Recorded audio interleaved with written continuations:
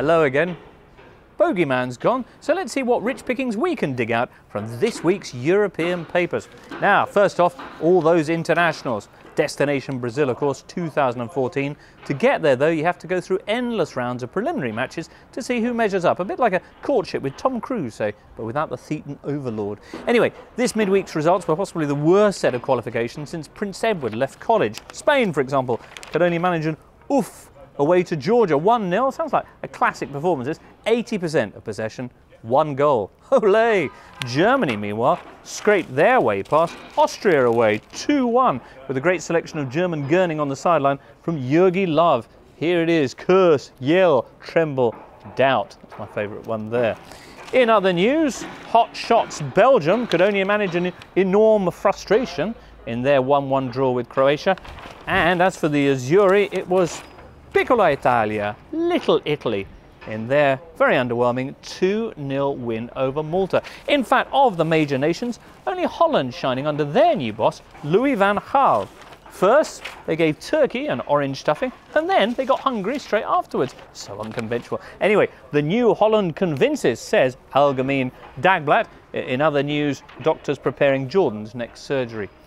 Well, more international fun to come in October, but in the meantime, on to another of the week's big questions. Ronaldo, is he happy yet? And on a related note, who is the world's third highest paid player? Bet you can't guess. Well, Gazetta this week were talking about wages after Ronaldo last week had a bit of a moan about Madrid, and then his agent flew in, 4 talks with the club, and look, a smile popped right back onto his face. The news here, a new deal is on the way. Rumours are it's going to be worth 13 million euros a year net, which will buy you a lot of pants. Now, it's not the biggest contract in football, but it is more than Messi gets, which is nice.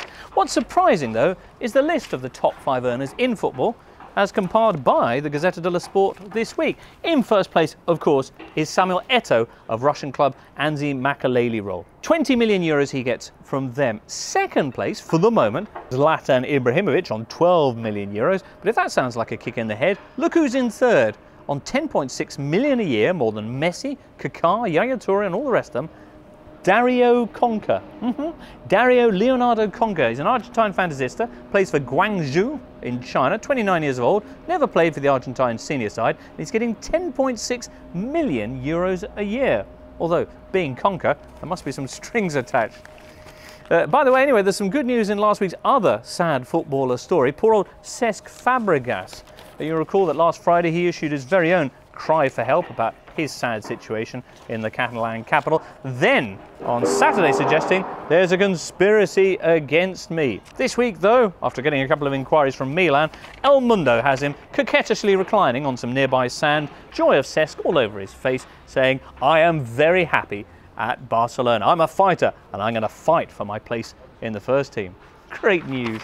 Well, let's finish off anyway this week with another slice of life from Italy, and today it's Cesena, the Cavallucci Marini, the Seahorses. In fact, the club that you'll recall last season went through 4 managers before getting relegated to Serie B. Well, this summer there was some concern then when the owner, 38-year-old Igor Campedelli, named none other than his own younger brother as the new boss, the 33-year-old Nicola.